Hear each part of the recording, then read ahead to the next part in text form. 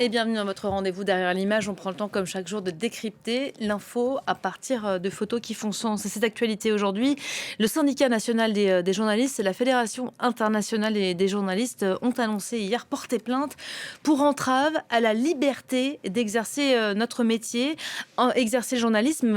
Une plainte qui vise évidemment les autorités israéliennes pour avoir empêché des reporters français de couvrir la guerre à Gaza. Une initiative inédite, on va vous en parler avec vous, Marie Schuster. Bonjour, Marie. Un cliché d'abord pour commencer. On va voir la photo. Expliquez-nous ce cliché que vous avez choisi aujourd'hui. Qu'est-ce qu'il témoigne exactement ?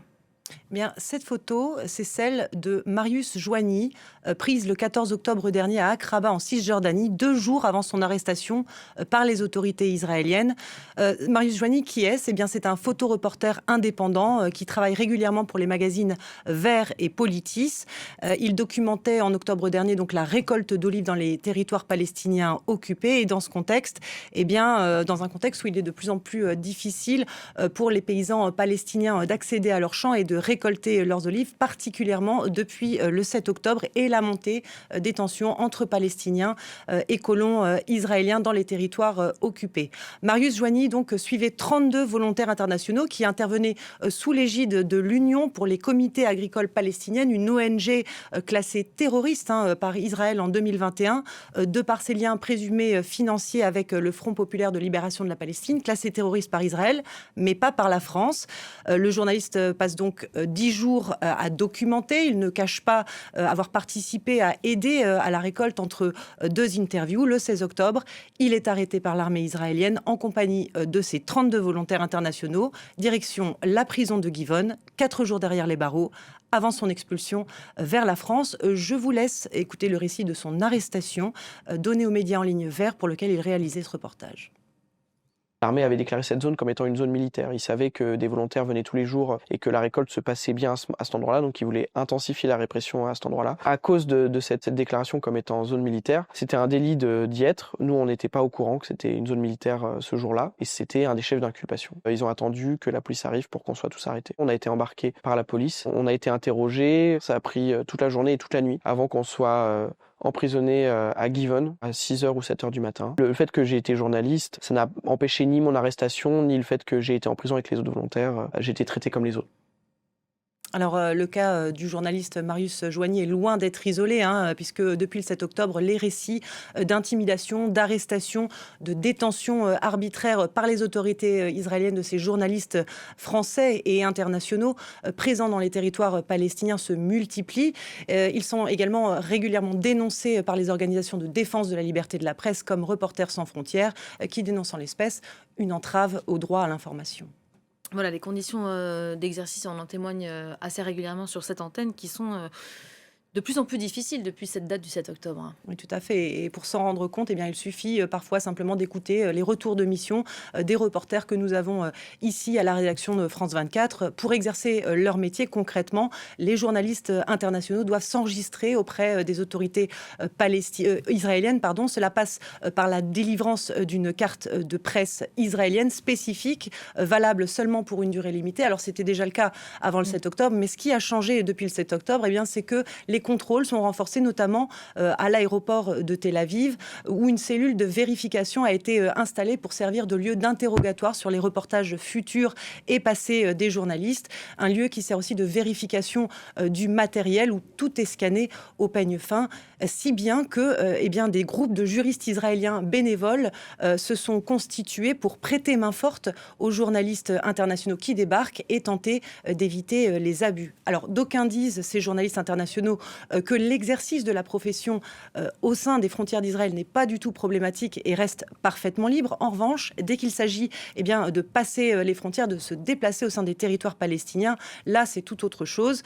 Les journalistes sont souvent arrêtés au checkpoint, interrogés sur place, sur leurs rencontres, passeports souvent confisqués, retenus pendant plusieurs heures, parfois au checkpoint. Certains journalistes pensent même à dissimuler leurs rushs, leurs vidéos, leurs enregistrements pour éviter qu'ils ne soient détruits, car il faut savoir qu'en acceptant cette carte de presse israélienne pour pouvoir travailler sur place, ces journalistes internationaux doivent aussi consentir à ce que leurs images, leurs interviews soient visionnées à la demande par les autorités israéliennes, sachant qu'une liste de sujets est totalement interdite, à savoir des sujets sujets, par exemple, portant sur le budget militaire ou les infrastructures civiles.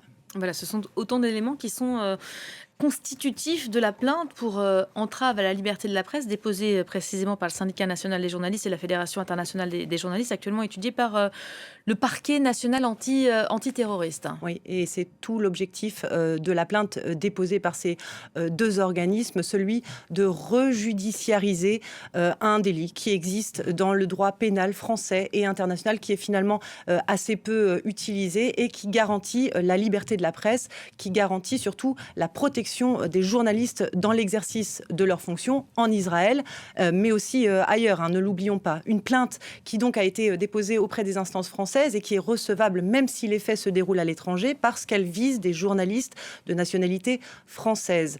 Et ces faits sont suffisamment nombreux et répétés pour avoir permis de constituer un dossier de pas moins de 500 pages, annexes comprises, un dossier essentiellement constitué pour l'heure d'une douzaine de témoignages de journalistes français qui se déplacent et se sont déplacés dans la région pour couvrir le conflit et les conditions de vie des Palestiniens sur place. Et dans ce dossier, on parle pêle-mêle de menaces par arme à feu, de tirs de grenades assourdissantes, délibérés en direction des journalistes pour stopper, interrompre les tournages, de drones militaires qui survolent sciemment au-dessus des têtes pour effrayer. Il n'a donc pas fallu beaucoup de temps, à peine 6 mois, pour constituer ce dossier, l'ensemble de ces témoignages, dossier qui comporte également des photos et des documents qui attestent de ces mesures d'intimidation de la part des autorités israéliennes, mais aussi des dangers inhérents à l'exercice de la profession et qui viennent parfois de colons israéliens, des colons israéliens parfois armés qui n'hésitent pas à se servir de leurs armes avec la complicité des militaires israéliens qui patrouillent et qui préfèrent fermer les yeux. Cette plainte, Marie, elle va plus loin. On parle aujourd'hui quand même de crimes de guerre commis à l'encontre de journalistes français. Ce n'est pas rien. Non, ce n'est pas rien. Et ces deux associations, il faut le savoir, ne sont pas les seules à avoir porté plainte auprès du parquet national antiterroriste dans cette affaire. Il existe également une personne physique, un journaliste dont nous dissimulerons l'identité car il continue de se déplacer régulièrement dans la région pour couvrir les événements. Mais selon ses avocats, c'est un journaliste rompu aux zones dangereuses qui atteste avoir vécu notamment une nuit cauchemardesque en Cisjordanie alors qu'il était en reportage. Il décrit une véritable chasse à l'homme au cours de laquelle il a tenté d'échapper à un groupe de colons armés d'armes à feu, de bâtons, de bidons d'essence, parce qu'il les avait pris en photo, s'attaquant à des villageois palestiniens. Selon son témoignage, c'était la première fois qu'il était ciblé parce qu'il exerçait son activité de journaliste. Et toujours selon son témoignage, malgré les blessures qui l'ont conduit à l'hôpital, les militaires israéliens n'ont pas réagi et n'ont procédé à aucune interpellation. Il y a bien, selon ses avocats, une relation de cause à effet entre la présence et l'agressivité de ces colons et le conflit en cours dans la région. Et c'est ce qui constitue, selon eux, la qualification de crime de guerre. La raison pour laquelle la plainte est portée contre X et non directement contre les autorités israéliennes. Et sur ce point, les avocats des associations et de ce journaliste veulent bien insister, c'est qu'il existe donc une multitude d'acteurs qui sont responsables de ces crimes. Ça peut être des policiers, des militaires, des civils qui agissent en leur propre nom et pas nécessairement avec l'aval des autorités. En revanche, ils insistent aussi sur un point, et ça, le constat est sans appel pour eux, l'entrave à l'exercice du journalisme est devenue, depuis le 7 octobre, systémique dans le pays. Impossible de parler d'entrave à l'exercice de journalisme sans parler de l'interdiction qui frappe les journalistes internationaux, bien sûr, et là aussi on vous en parle assez régulièrement, d'entrer librement dans la bande de Gaza. C'est toujours une guerre qui se joue en vase clos. Absolument. Depuis 2 ans, les seuls journalistes qui ont pu entrer pour témoigner de la situation dans la bande de Gaza doivent se soumettre à ce qu'on appelle des embeds, c'est-à-dire qu'ils ne peuvent pas se déplacer librement dans la bande de Gaza. Ils doivent le faire sous escorte de l'armée israélienne qui distribue les autorisations au compte-gouttes. Une manière pour les autorités israéliennes de ne donner à voir aux journalistes internationaux que ce qu'ils souhaitent finalement donner à voir et de contrôler en quelque sorte la communication qui sort de Gaza. L'armée israélienne emmène le plus souvent des journalistes de presse écrite également dans des zones qui finalement ont été dépeuplées, où la population n'est pas... ou des régions qui ont été vidées de leurs habitants, ce qui rend quasi impossible depuis 2 ans le contact direct avec les populations sur place et donc la récolte de témoignages. Les seules interviews possibles étant celles de hauts gradés de l'armée qui les les accompagne. Alors évidemment, la vision du conflit dans ces conditions est à sens unique. Je vous propose d'écouter le coup de gueule en début de semaine sur les réseaux sociaux de la journaliste de CNN Clarissa Ward, qui à ce jour reste la seule à avoir pu entrer dans Gaza sans escorte israélienne. C'était au tout début de l'offensive israélienne à Gaza en décembre 2023 et depuis rien. Several groups of journalists have been taken into IDF-held areas, but no one has been allowed on the ground in Palestinian areas to talk to Palestinians about their experiences on the ground, which is frankly crazy. And so Palestinian journalists have been doing heroic work, but that doesn't change the fact that Israel has a moral and democratic responsibility to let international journalists into Gaza to report freely and independently on the ground. Oui, alors Clarissa Ward qui explique là sur son compte Instagram que personne évidemment n'a été autorisé à parler aux Palestiniens dans ces zones, que les seuls journalistes autorisés à Gaza sont des journalistes en embed avec l'armée israélienne. Elle n'oublie pas, Clarissa Ward, de parler de la couverture qui est faite des événements à Gaza par les journalistes palestiniens bloqués à Gaza et qui témoignent, eux, de l'enfer vécu par les populations depuis 2 ans. Ce sont les seuls témoignages qui nous parviennent de la bande de Gaza. Le problème, c'est qu'eux-mêmes sont soumis aux mêmes restrictions et aux mêmes dangers que le restant de la population gazaoui. Certains aspects de la vie quotidienne à Gaza nous échappent donc, ce qui choquerait par exemple des journalistes internationaux qui ne vivent pas la guerre au quotidien sont devenus pour ces journalistes palestiniens la normalité. Ils n'en parlent pas forcément et surtout, eh bien, ces journalistes, rappelons-le, sont pris pour cible, tout comme l'ensemble des civils à Gaza et particulièrement, en tout cas, c'est ce qu'explique Israël lorsqu'ils sont soupçonnés d'appartenir eux-mêmes au Hamas. Hier se tenaient d'ailleurs les funérailles du journaliste Mohamed Wadi, ce qui porte à plus de 210 le nombre de journalistes à Gaza tués depuis le début de l'offensive israélienne. Et ça, c'est selon un dernier décompte de Reporters sans frontières.